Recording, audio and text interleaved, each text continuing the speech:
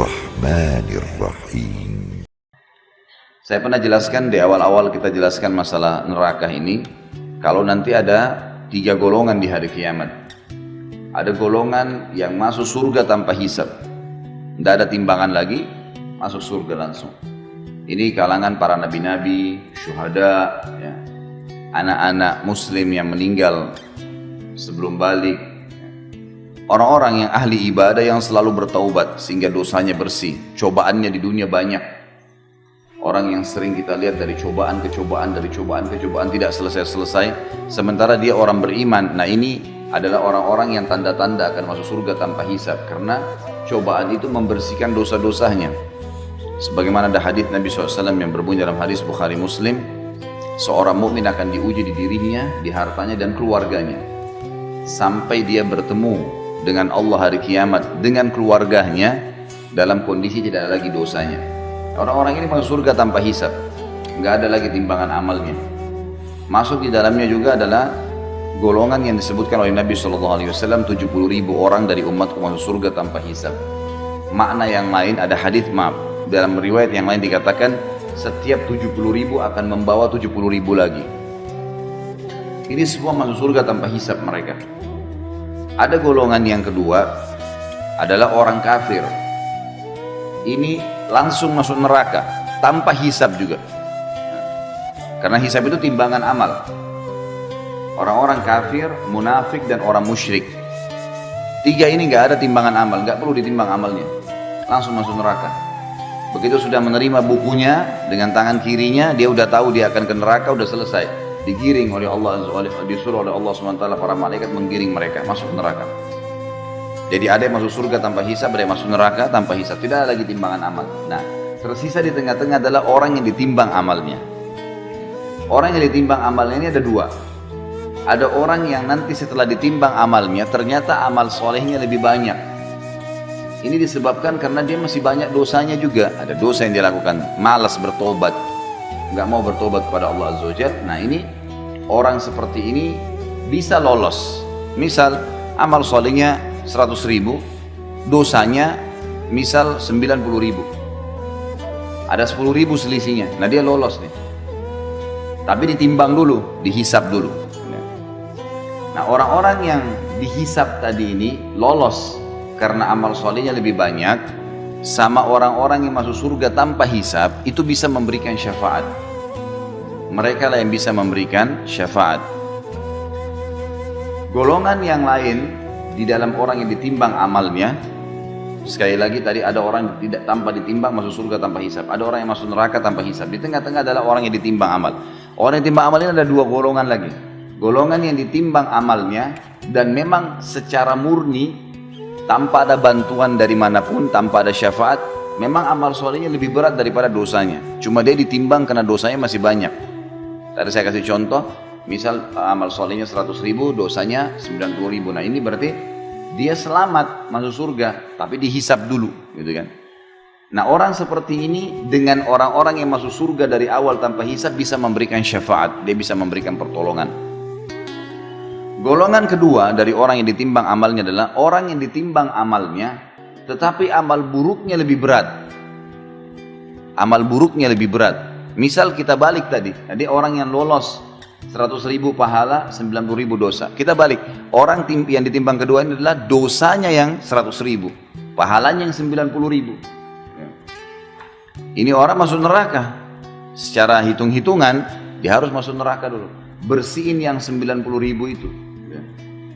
Tapi di sini ada banyak pendapat ulama. Yang pertama dikatakan, kalau dosanya 90.000, dosanya 100.000 ini misal, pahalanya 90.000, maka dia disiksa di neraka sesuai dengan kadar selisihnya saja, bukan semua dosanya, karena dia punya amal saleh.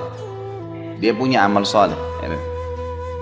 Jadi misal kadarnya cuman beda 10.000 ya, 10.000 itulah yang disiksa di neraka, karena yang lainnya dianggap berimbang dengan amal salehnya. Makin banyak dosanya, makin lama di neraka.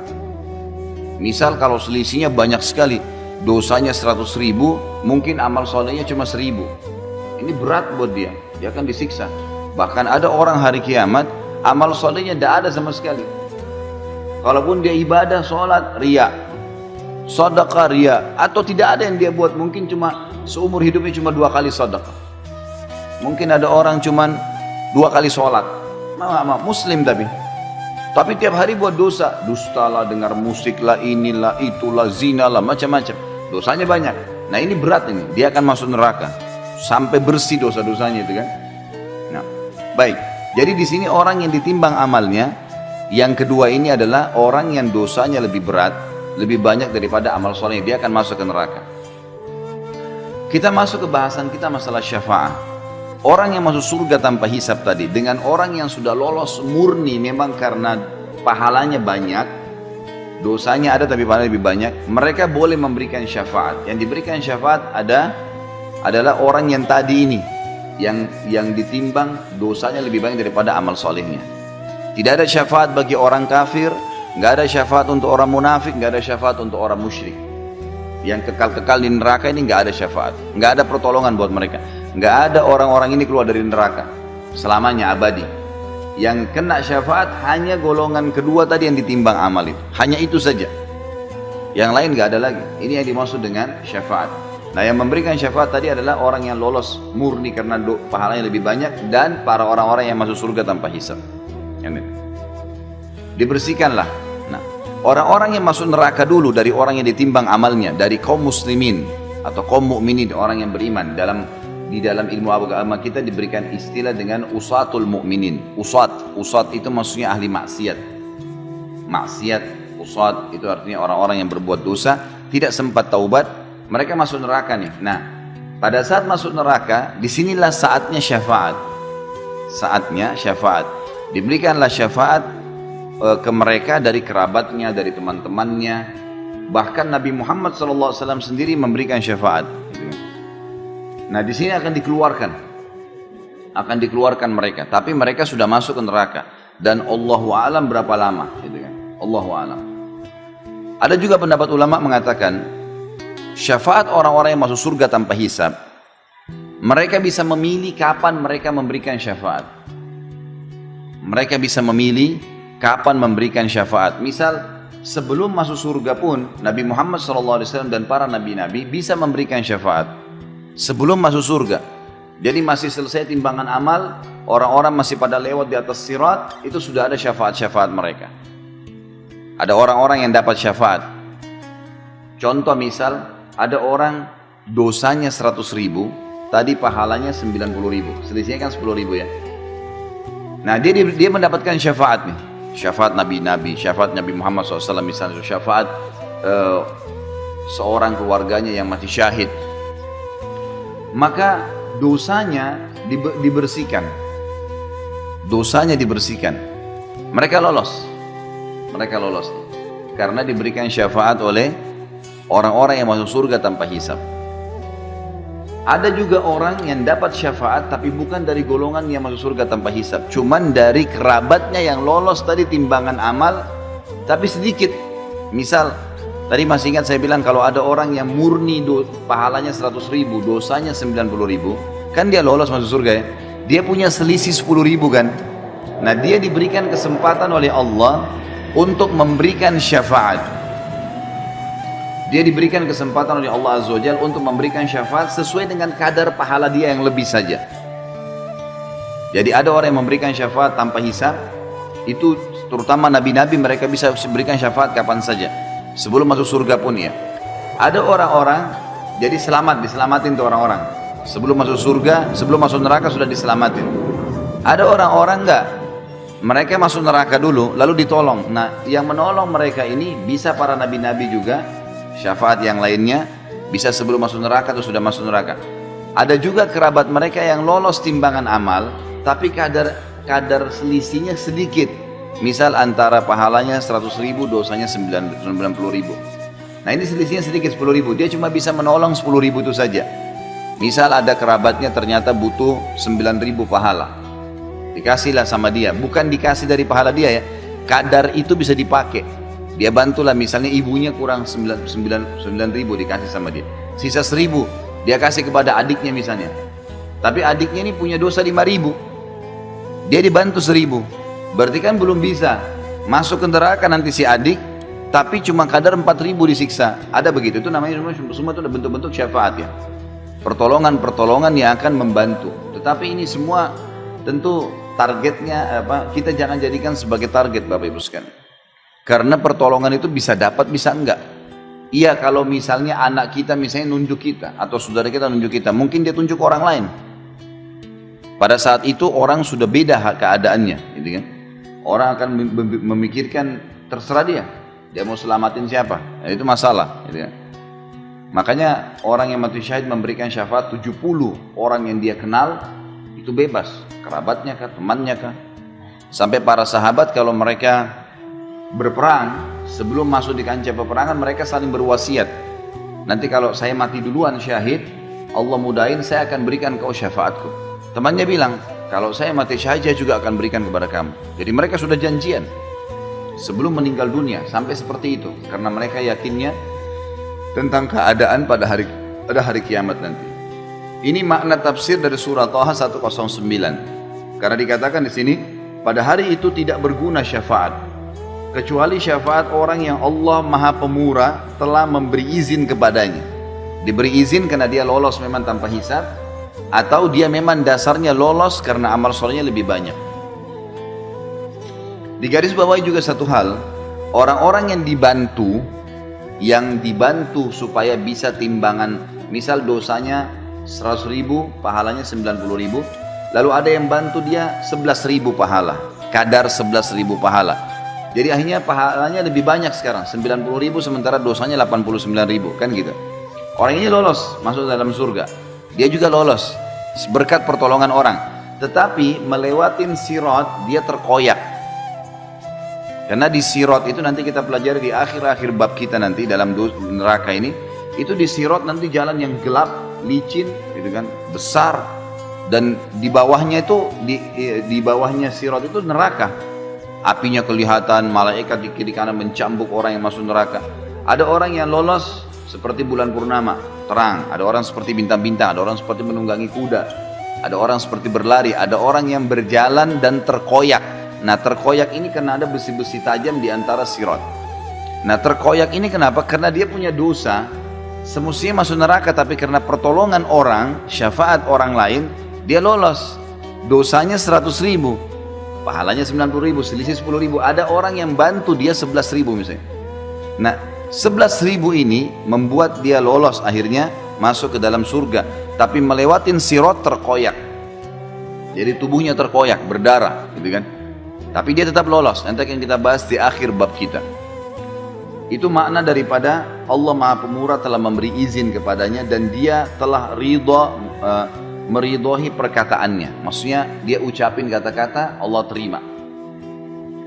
Kemudian firman Allah yang lain adalah surah Az-Zumar ayat 44. A'udzu billahi minasyaitonir rajim. Qul lillahi syafa'atu jami'a. Lahu mulkus samawati wal ard, thumma ilaihi turja'un. Katakanlah hai Muhammad, hanya kepunyaan Allah syafaat itu semuanya. Tentu dong saya dengan izin Allah, Allah yang berikan.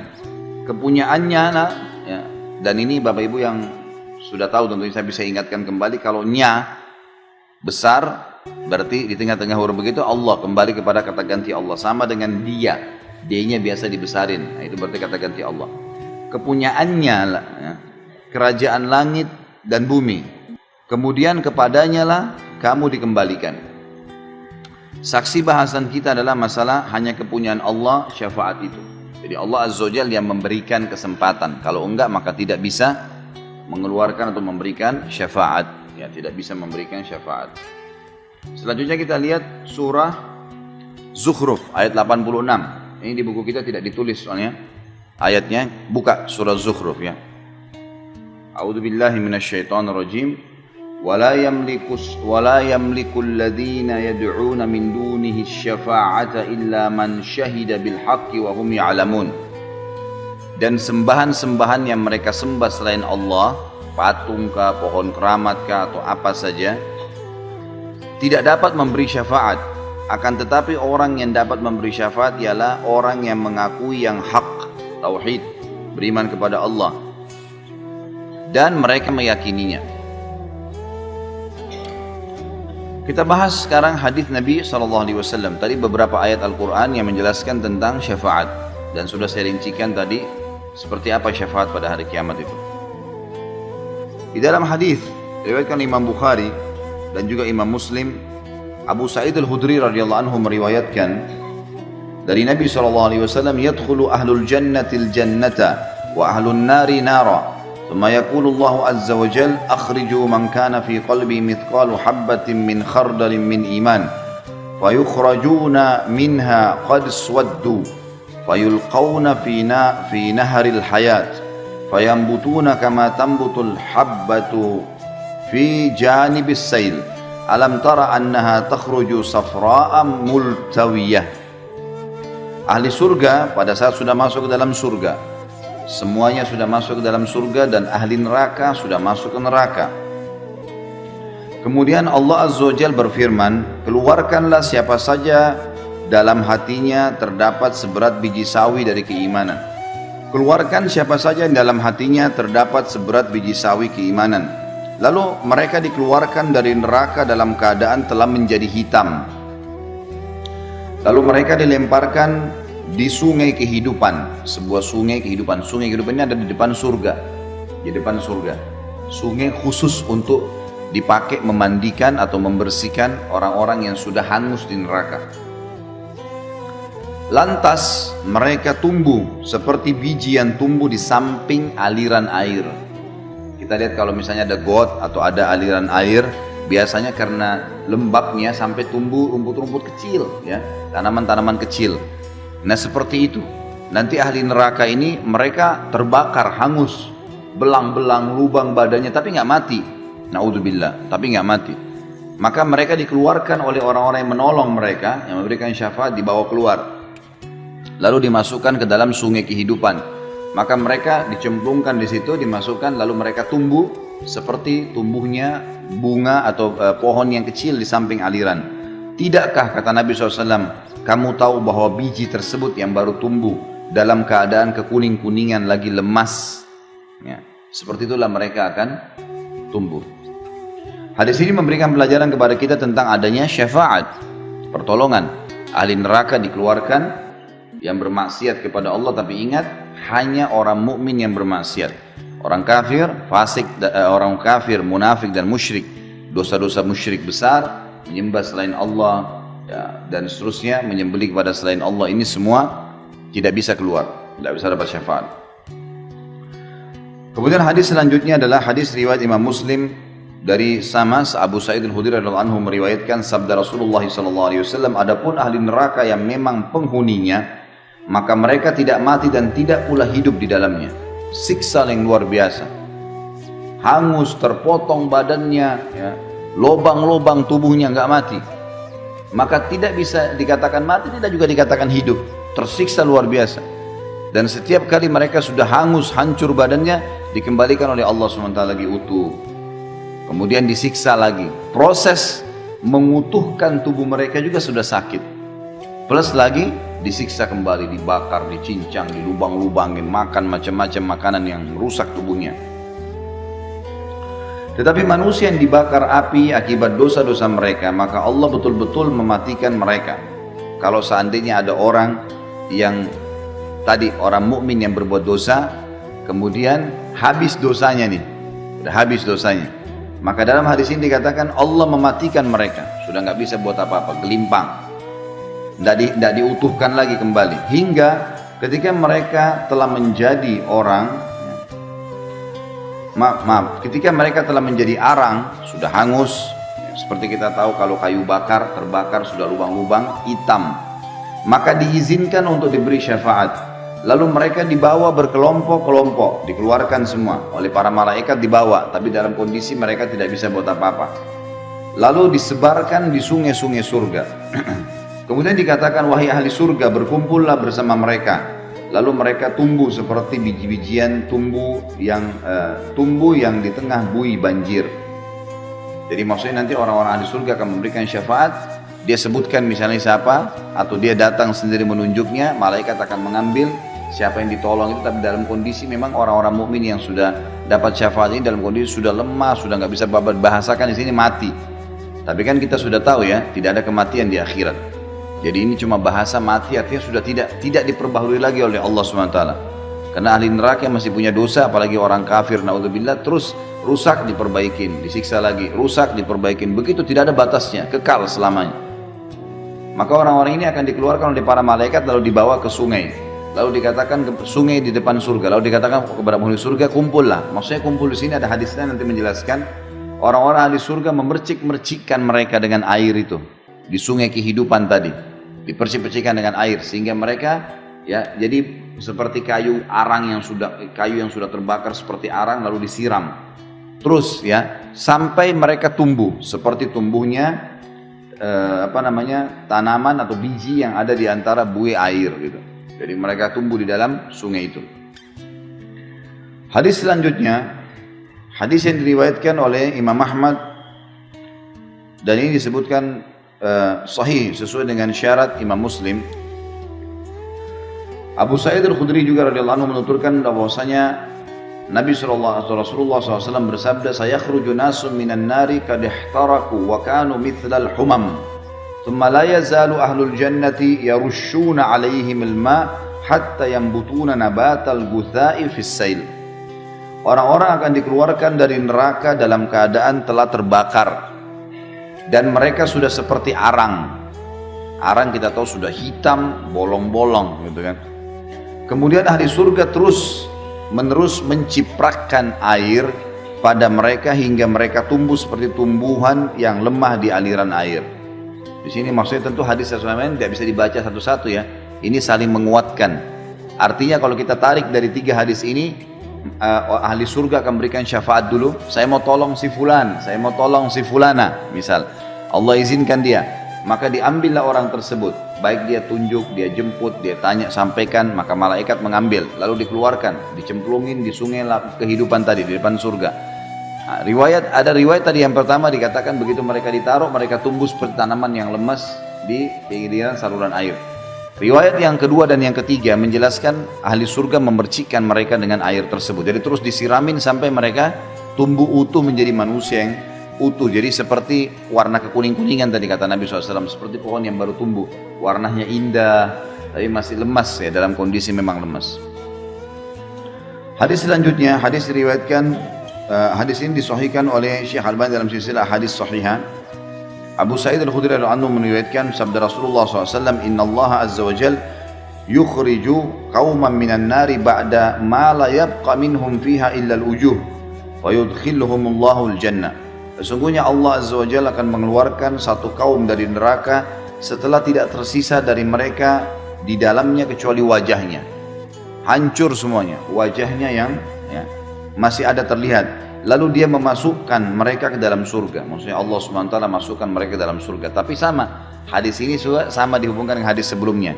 Sebelum masuk surga, tidak dibiarkan dalam kondisi parah seperti itu, dicemplungin di sungai kehidupan tadi, lalu kemudian mereka utuh menjadi manusia kembali, baru dimasukkan ke dalam surga. Tapi saksi bahasan kita, Allah mengeluarkan orang-orang dari neraka.